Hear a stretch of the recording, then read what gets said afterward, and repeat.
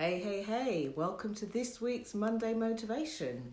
If you've never watched one of these before, as you can tell up there, my name's Jenny Kovacs, nicknamed the Queen of Being Seen because of what I do in my day job. However, Monday Motivations have been brought especially to help motivate your Mondays, your mornings, and even your weeks. And these started back in 2008 when I noticed that Monday mornings got a bad rap. I mean, think about this. When you look back, even back in decades, I don't like Mondays. Gosh, it's Monday tomorrow, start of the week, is normally how a new week's greeted. And I figured that if you wanted to have like the best start to your week, why start it off with doom, gloom or doubt? So that's when Monday Motivations were born. So if like many of you who love to watch these live, if you're watching this live and you're in the background happily watching, that's absolutely fine. If you're watching this live and you want to add comments, ask me questions or anything else like that over the next sort of 10-15 minutes while I'm live, you're more than welcome to. And if you're one of my replay viewers who watch these back on the replay, thank you so much. Thank you so much for watching these back, taking the time out to comment. I adore it. Thank you. So this week's theme, without kind of driving more anxiety than I have certainly been seeing in the world for a long time, without driving more panic. So already we've got Ivona. Hello Ivona, good morning. We've got Janita, good morning. Thank you for joining me. And for those of you who watch, so now this is an interesting thing, just to let you know what a worldwide audience this is. Some of you watch from New Zealand and Australia, and it's Monday afternoon, I think 5:30, 6 o'clock, 6:30 time. I've got some of you who watch from America, so it's probably way past your bedtime, very late. And of course, those of you who watch from the UK, the same time that I'm broadcasting this. So let me lay the table, set some context for this particular topic for this week. And this week, I've talked about keeping calm and carrying on. What I really want to address this week, because I think it will be useful to so many people, is panic. Now, panic can come up in all sorts of shapes and forms for all sorts of things. It might be that you've got a job interview lined up. It might be that you are or have been promoted at work. It might be that you're worried about something that hasn't happened yet, but you maybe have seen signs or indications that something's going to happen. And quite obviously, there's also a kind of a mass worldwide panic going on as I record this live to you right now with the coronavirus. Probably the only time I really want to say it in this presentation and in this Facebook Live. But here's the thing. One of the things that I've noticed is when we're in a place of panic about anything, where we get our information from at that point to be able to panic differs. What do I mean by that? Well, panic, like many other emotions, is something that we actually create within ourselves. There's no shame, there's no fault, there's no blame here. But when we create any emotion within ourselves, there's a certain sequence of events that we have to recreate to make these emotions happen. So what I'd love to share on this week's Monday Motivation are ways that if you find yourself in a situation where you feel panicked, ways that you can unpanic yourself. So whilst many people will reach out and work with maybe a coach or a mentor if they feel anxious or anxiety of some way, some of you will go and see a doctor, get medication to help that. Regardless of all of that, keep doing whatever works for you, first of all. But also, I just wanted to share these tips that will help. And there's hundreds of tips out there. So as you watch this, do share this with people. And do also, put your comments and thoughts below.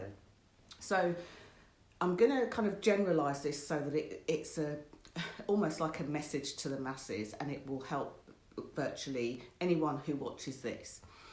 In order for us to create any form of emotion, it could be happiness, sadness, tiredness, anything like that, we have sort of almost practice this from being children.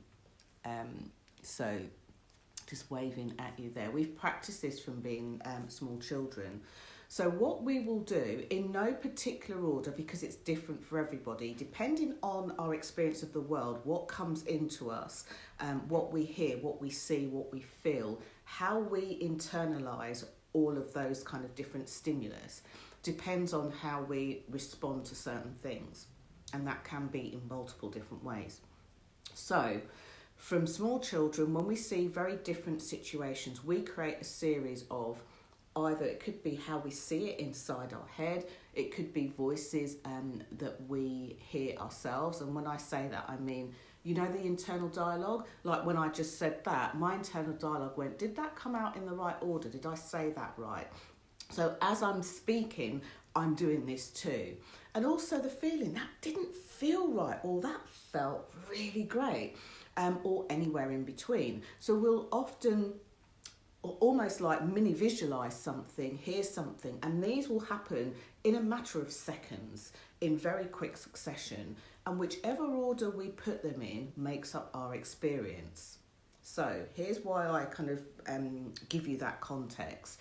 And I've spoken about this in all sorts of places, from private client calls to company conferences to industry-wide, even been on the BBC and some big kind of big company names, and talked about various different ways that we can do this, because it doesn't just apply to panic, it can apply to how we set a goal, it can apply to how we're determined to be successful at something.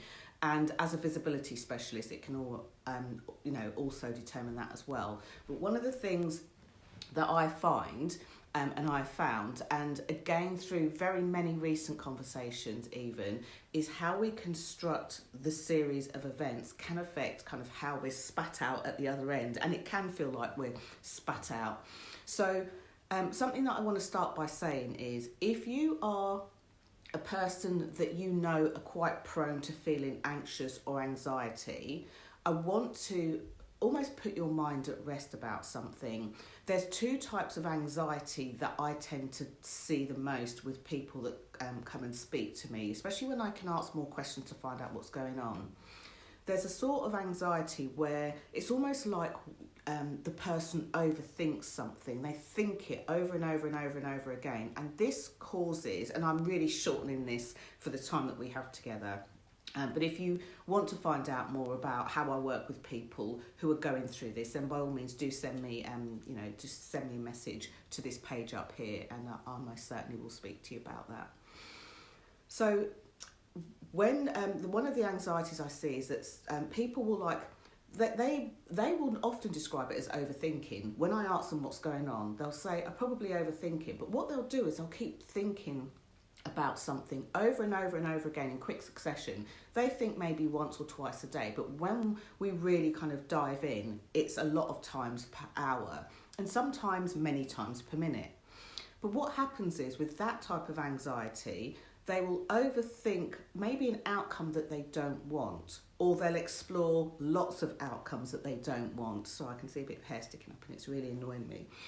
And by exploring all of those outcomes that they don't want, they are telling their subconscious brain, actually, this thing's happening. So the body responds accordingly. We've heard of fight or flight. Morning, Alan. Hi, to see you pop on there. Thank you for joining us. The body responds to what's commonly known as fight or fright. And if you fight or flight even, get my words out today, get my teeth in. And if you keep overthinking that, the body just thinks, well, something bad's happening. So either goes into shutdown, fright, can't do anything, renders you immobile, or flight, where you kind of have this panic energy. And to sustain that for a long time, physically won't make you feel great. The other type of anxiety that I see are people who still do think quite a lot about a particular scenario and often think about the outcome that they don't want, but it's less affected by what starts in their internal dialogue, if you like, in their inner voice, and more about what happens outside. Let me give you an example of this that many of you may have experienced. I remember, and I've got quite an extensive background in financial services and working with sales teams, and the amount of times a sales meeting would go on. And normally what would happen is people would come in for part one of the meeting the day before, the sales team would stay overnight in a hotel. The next day, the meeting would either continue or there'd be training or something else. And what happened 9 times out of 10 would be that we would get into the room, and sometimes I would be training, sometimes I would be, presenting something or holding a meeting. And within about 10, 20 minutes of being in the room, I'd start to feel really like out of sorts and just not very well. And this is not a blame thing, by the way. But what would eventually occur, as I say, 9 times out of 10, is that the sales team had been out the night before, up drinking till God knows what time. So they would be hungover, they would be tired, and sometimes they'd still be drunk. And what would happen is, after about sort of 10 or 20 minutes, as I say, I just feel a bit out of sorts until something came up in the conversation that made me realise that actually a majority of people in this room don't feel very great. And somehow I wouldn't feel great either. Once I knew that, it helped to know why I didn't feel well. But sometimes the anxiety that I see people go through is anxiety that they absorb from the people around them. It could be close members of family, it could be worry or concern for a sibling, it could be worry or concern for, a relative, a parent, or something like that. And in time, because of how the people around them are feeling, it's almost like they take on that energy, that thought, that feeling, and almost take it on as their own. This happens a lot more frequently than you might think. So, given that we can either think it and create it in our heads or absorb it from other people, here are some things that I recommend that you do in this time where we are seeing mass panic, and we are. There is no feasible reason in many of the countries where we're seeing this that anybody really does need to go and grab a load of food unless they're already not feeling very well and knowing that they need to stay in, or unless they know that they are self-isolating. But the panic that we're seeing at the moment is being generated by so many different sources. And because it's being generated by so many different sources, for the latter people that I was talking about in terms of anxiety, who absorb from other people, they're going to feel like discombobulated and sometimes not know why. They might be the ones that are saying, actually, I'm not panicked about this, yet they're feeling deeper and deeper concern as time goes on. So one of the things that I would advise that you do, especially if you identify or resonate with being in that camp, is this. Reduce the amount of media that you're taking in.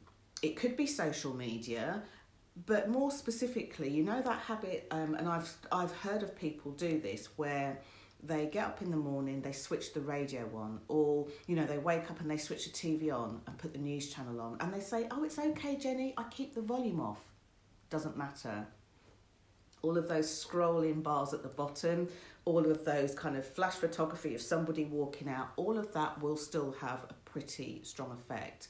And the radio, what the radio does, and the reason why this isn't kind of airy-fairy, weird sort of tripe that I'm spouting, is because if you're hearing a news report going over and over again, even if it's broken up with a bit of music or discussions that are going on, if you're hearing a news report over and over and over again, it's taking the place of the internal dialogue, and you're hearing a voice, somebody's voice, reinforcing these things.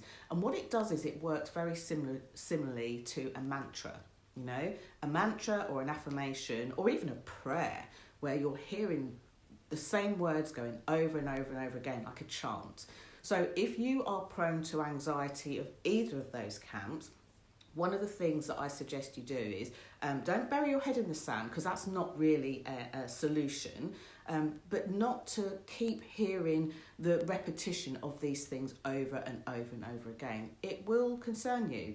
Because the other thing that concerns me about the big panic that's going on at the moment, there's a little bit of I'm all right, Jack, I don't fall into this category or this category. And the categories I'm hearing, things like age, things like medical conditions, pre-existing or otherwise, things like I'm, self-isolating and things like that. And again, this is not to say that these are right or wrong, good or bad, but imagine if you are in one of those categories where you are of a certain age, or you are in one of those categories where you do have pre-existing medical conditions, and to hear people say, you'll be all right unless this happens. So it's another good reason not to keep filling our heads and our environments and our spaces with things that aren't going to support us. Okay, so by doing that alone, you will feel the feeling of panic will really start to subside.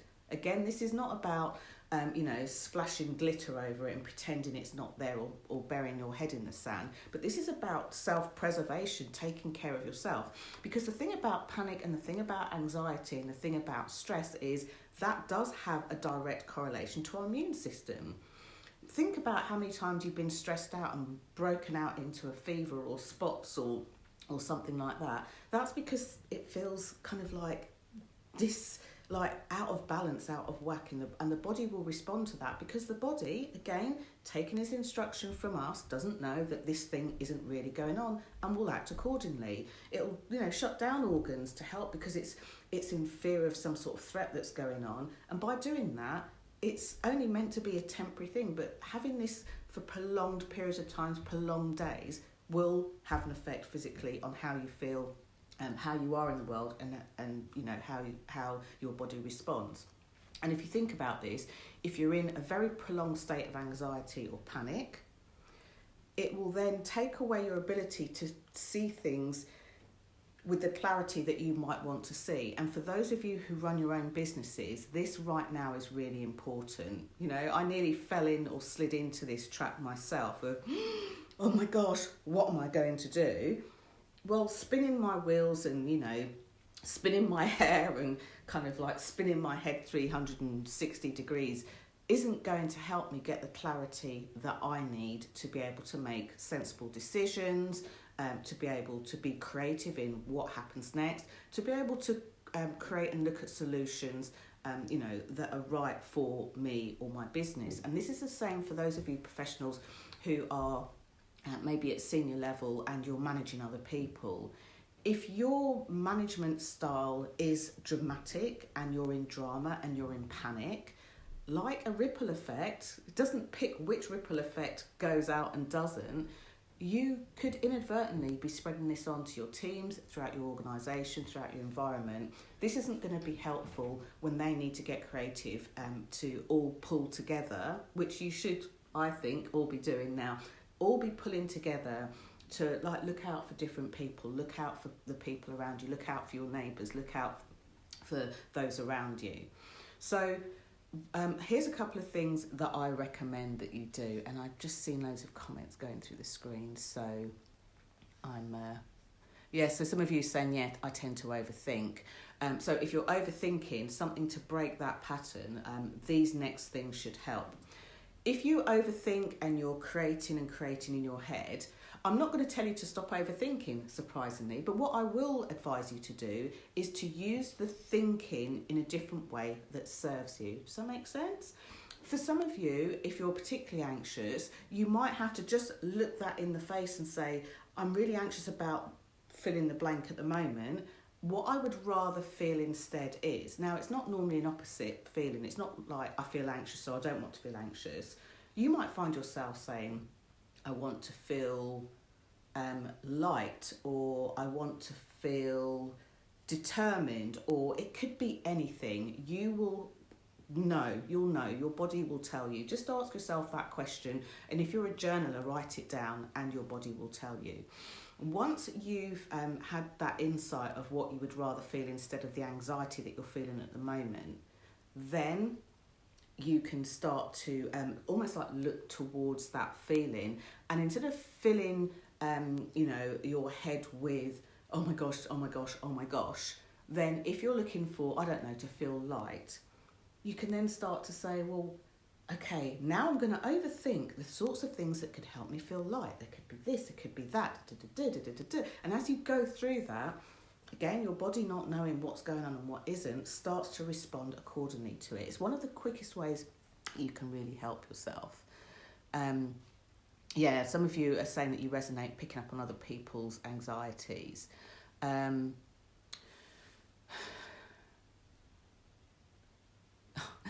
Alan, for those of you that haven't met Alan before, Alan has said, I like the idea of burying my head in the sand. I've ordered a ton of sand to be delivered this afternoon. No, please don't do that, Alan. Alan is joking, for those of you who don't know Alan. So, yes, Alan is joking. But, yes, don't be ordering tons of sand. Although I'm sure there'll be plenty of it because nobody's thinking of doing that at the moment. So, if you are feeling anxious and anxiety, like almost decide what you would rather feel instead. It's like magic wand time. If I could feel anything other than this, fill in the blank, what would it be? And then go towards that. Here's some practical tips of things that you can do. If you are feeling nervous about going out and about and you're in, if you think of the term self-isolation, how horrible does that sound? There are people that are wanting to reach out and see their family and friends, and that term itself it makes me shudder almost. So don't isolate yourself. Use something like, if you've got a smartphone and you've got FaceTime, use that. If you can pick up the phone to somebody, use that.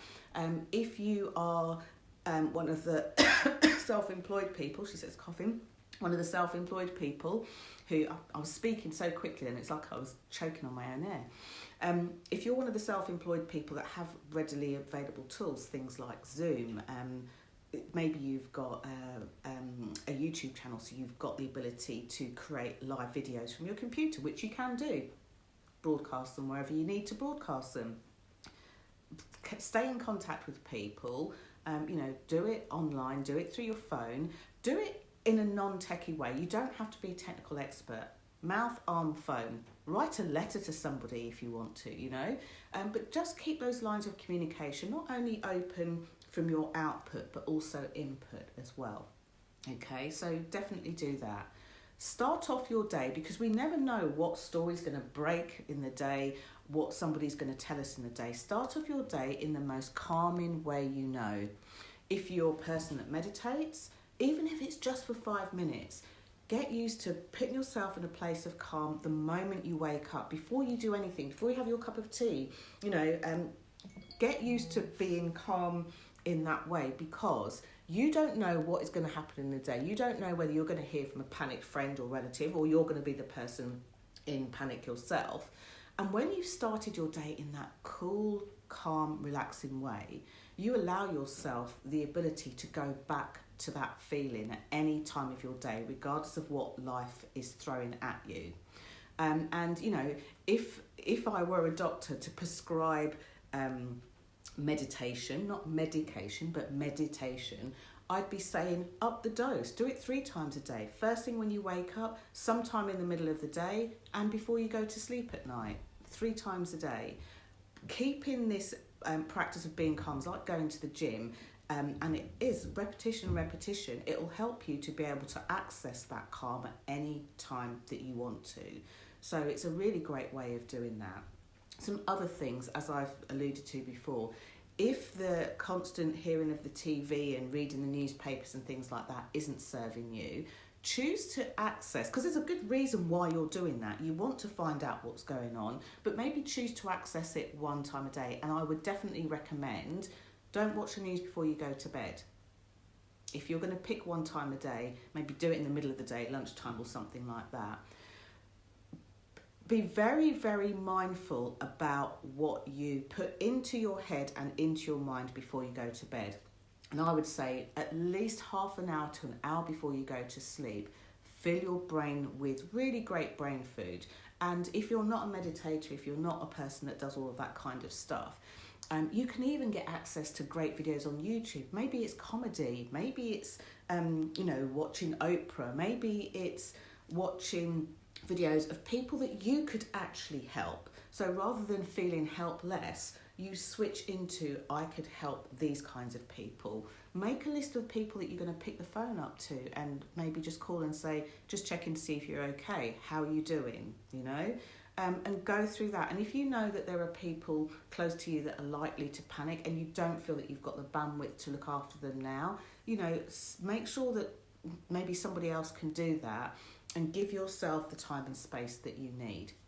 So if you're in a work environment and you are not sure what's going on, here are a couple of things that I would also recommend. If you're the leader and you don't have any more information, just tell people that.